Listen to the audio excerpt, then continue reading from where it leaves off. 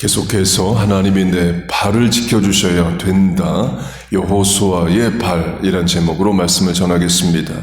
어제 이력서 할 때 이력이 발부리 또는 신발이 진헬력 글서로 내가 신발을 신고 밟았던 것들, 길들이 이력이다. 오늘의 나를 말한다를 강조하면서 모세의 발을 강조했습니다. 오늘은 여호수아의 발을 강조하겠습니다. 이집트에서 노예의 아들로 태어나 노예로 살아온 여호수아의 이력, 발걸음을 하나님이 어떻게 인도하셨는가. 출애굽과 광야 40년 모세의 종으로 또 여호수아서의 가나안 땅의 정복전쟁의 지도자로 하나님 어떻게 인도하셨는지를 강조하겠습니다.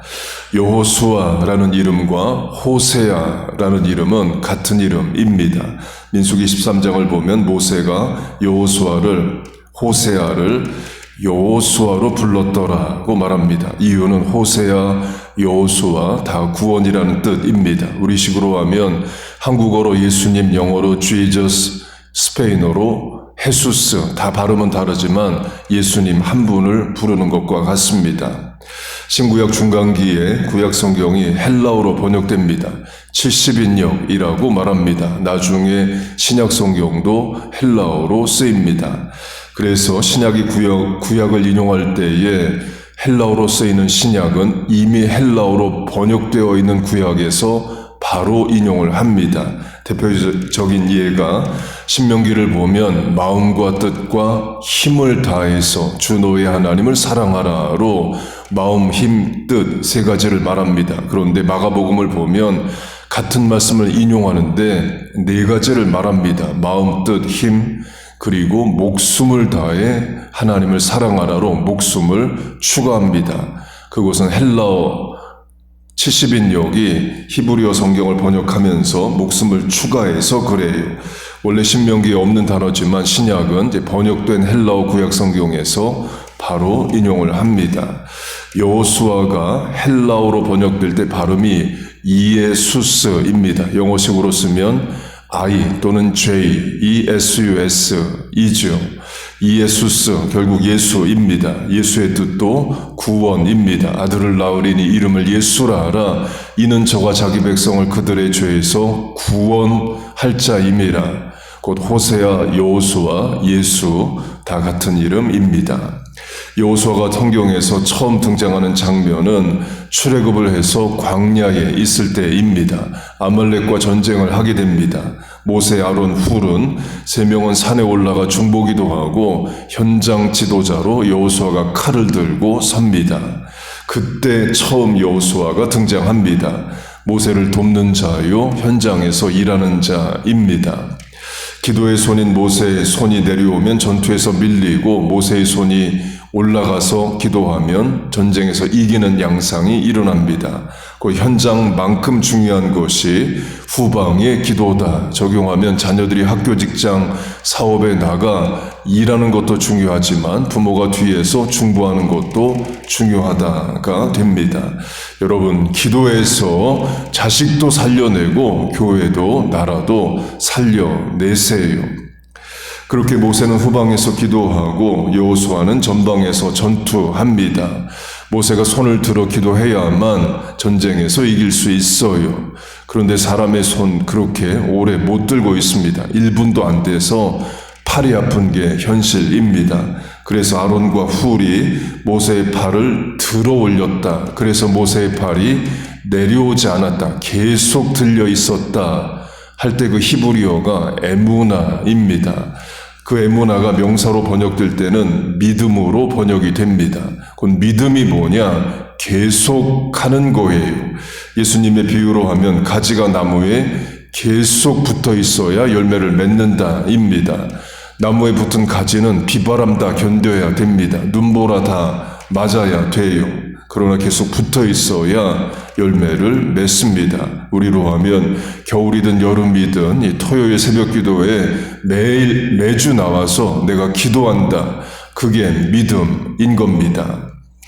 다음으로 여호수아가 언급되는 장면은 모세가 십계명으로 대표되는 율법을 받으러 올라갈 때에 여호수아도 시내산에 같이 올라가는 장면입니다. 발걸음으로 하면 모세의 발걸음을 뒤를 따라요. 곧 말씀을 받는 장소에 같이 갑니다. 그러나 시내산 꼭대기에는 못 올라간 것으로 이제 추정을 합니다. 꼭대기는 모세만 올라가고 여호수아는 산 어느 지점에 대기 상태로 있게 돼요. 모세도 여호수아도 시내산에 며칠을 있게 되는지를 모르고 올라갑니다.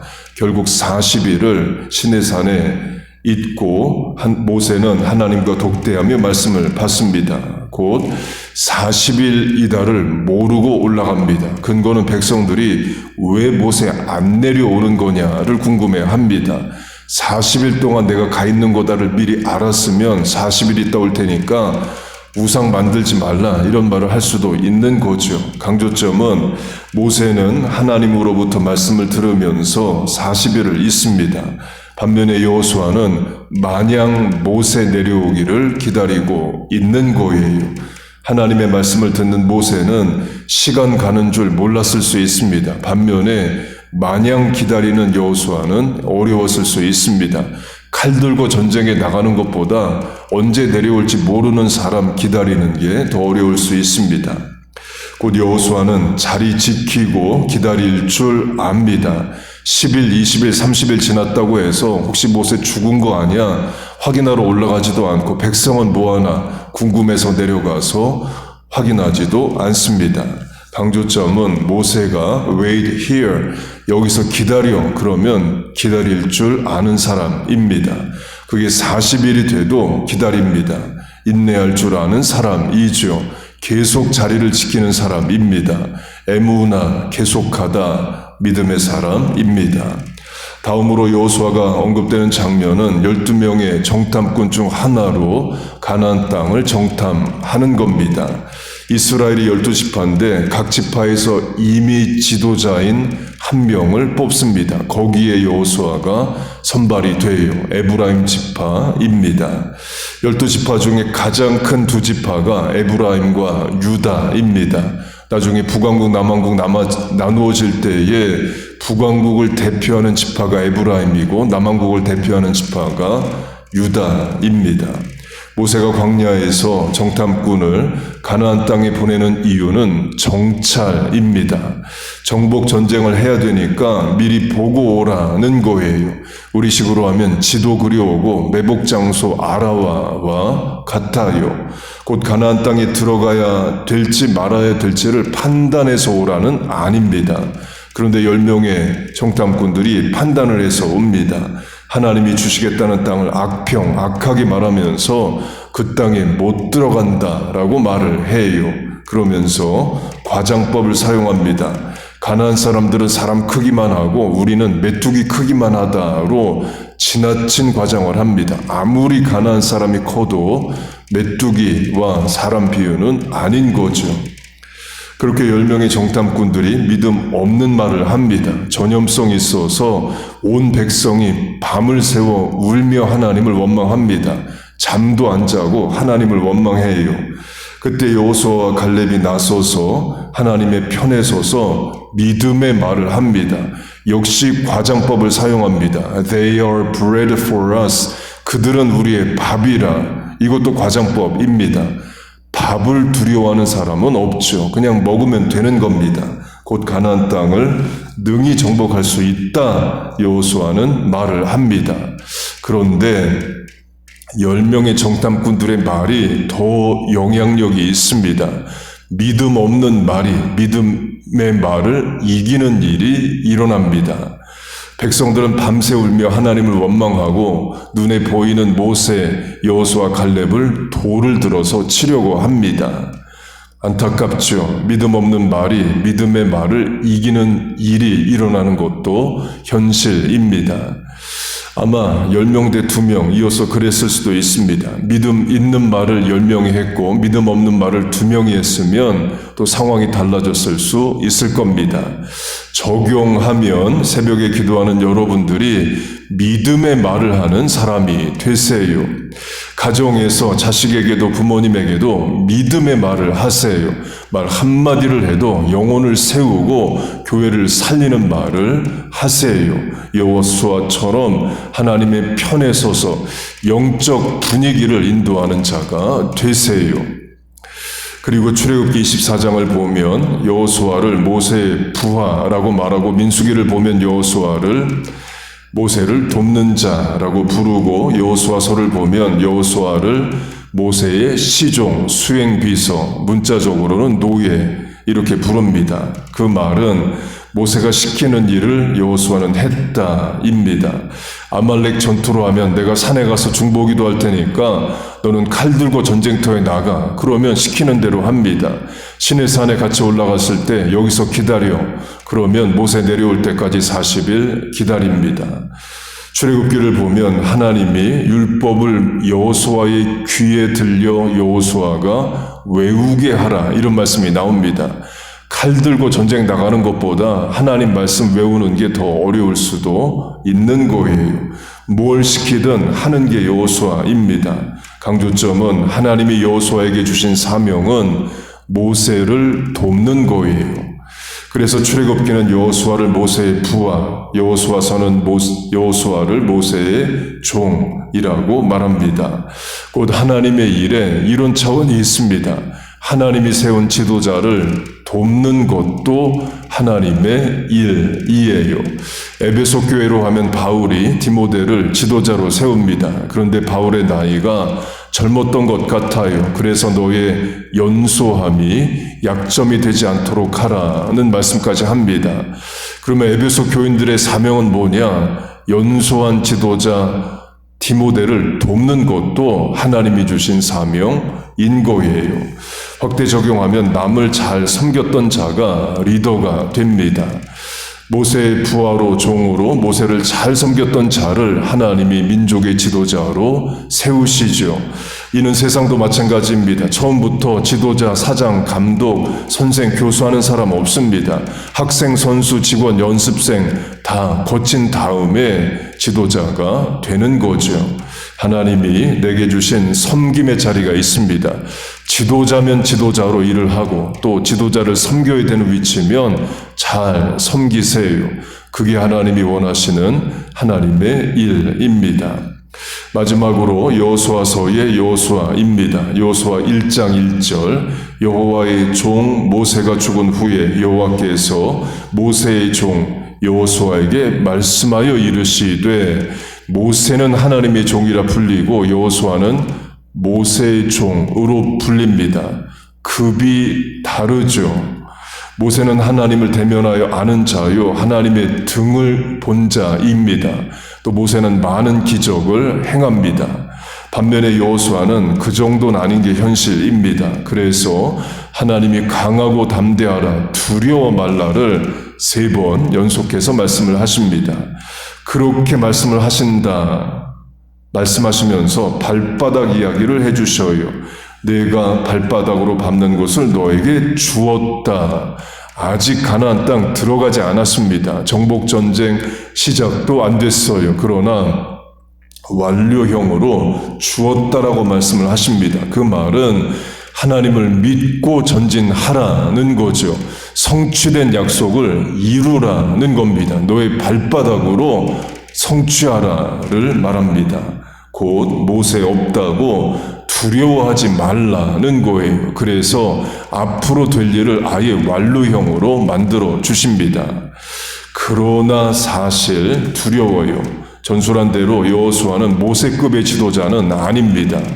하나님과 대면하여 아는 자인 모세에게도 백성들은 돌을 들어 치려했던 적이 한두 번이 아닙니다. 모세도 그런 꼴을 당하는데 모세만도 못한 여호수아가 백성 앞에 지도자로 서는 게 두려울 수밖에 없죠. 그래서 하나님은 강하고 담대하고 두려워하지 말라를 3번이나 말씀을 하십니다. 그 말은 사실 두렵다라는 겁니다. 그래서 하나님이 또 이렇게도 하십니다.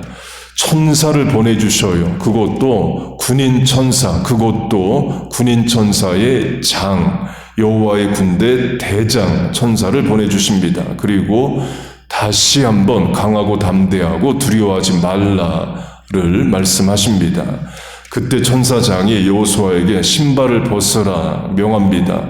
어제 강조한 버닝 부시 때도 마찬가지이죠. 하나님이 모세에게 신발을 벗으라 말씀하셔요.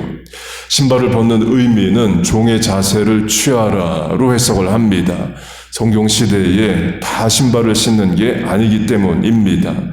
탕자 비유를 보면 아버지가 탕자에게 신발을 신기라는 명령을 합니다. 그 말은 탕자는 나를 종의 하나로 여겨주소서, 아들이 아니라 종으로 살겠다, 이런 마음가짐으로 오죠. 아버지는 신발을 신기라 명합니다. 종이 아니라 아버지의 아들이 되라를 말합니다. 그리고 지금이야 모든 사람이 신발을 신지만 과거로 갈수록 다 신발 못 신었습니다. 그래서 신발을 벗으라는 것을 종의 자세를 취하라를 말해요. 바꿔 말하면 하나님이 너의 주인이 되니 너는 내 종이 돼서 살라를 말합니다. 발바닥으로 하면 지난 세월 내가 가고 싶은 발걸음으로 살았다면 이제는 내 종이 돼서 내가 가라는 길을 가고 하라는 일을 하라가 될 수 있어요. 실제로 하나님 모세를 그렇게 인도하시고 여호수아를 그렇게 인도하시죠. 버닝 부시 사건 이후에 모세는 이집트에 가서 출애굽의 일을 감당하고 광야 40년의 인도자가 됩니다. 여호수아도 신발 벗었다가 다시 하나님이 주신 신발 신고 사명의 길을 가고 정복전쟁의 지도자가 됩니다. 말씀을 맺겠습니다. 올 한 해 우리가 감당해야 되는 많은 삶의 자리가 있습니다. 다 우리의 발바닥으로 가게 되죠. 하나님께서 우리와 자녀의 발걸음을 인도하여 주시고 여호수아서에게 말씀하셨던 것처럼 내가 발바닥으로 밟는 곳을 주었다라고까지 하실 만큼 우리에게 확실한 약속을 주시고 성취할 힘과 능력도 주시기를 바랍니다. 올 한 해 여러분의 손길 발길 닿는 곳마다 은혜가 있고 복이 있고 기도가 응답되고 발걸음이 복되고 사명이 이루어지는 역사가 있기를 주의 이름으로 축복하고 축원합니다. 아멘. 기도하겠습니다. 하나님 아버지, 올 한 해 이렇게 시작했습니다. 남은 발걸음들, 삶의 자리들 인도하시고 은혜를 주시옵소서. 또 두려울 수 있는 여호수아를 위로하시고 용기를 주신 것처럼 오늘 우리의 삶에 위로와 능력으로 함께하여 주옵소서. 하나님 우리와 함께 하시는 줄로 믿습니다. 믿음으로 도전하고 전진합니다. 그 발걸음에 역사하여 주옵소서.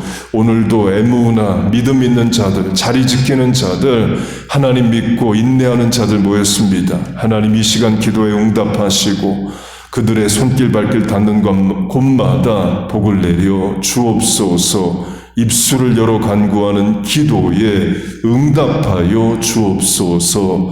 예수님의 이름으로 기도하옵나이다. 아멘.